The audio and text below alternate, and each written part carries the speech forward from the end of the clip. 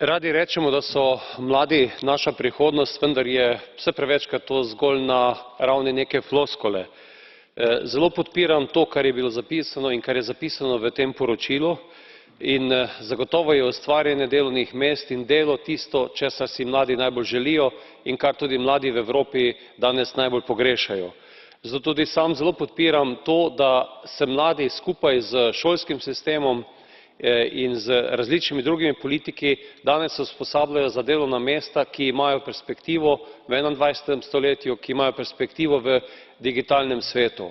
Sam ocenjujem, da so napake v šolskem sistemu, premalo dualnega sistema tisto, kar danes v Evropi najbolj onemogoča mladim dostop do delovnega mesta in od tam naprej se mladi sami znajdejo. Zato upam, da bo to poročilo pomagalo pri kreiranju teh zelo pomembnih politik.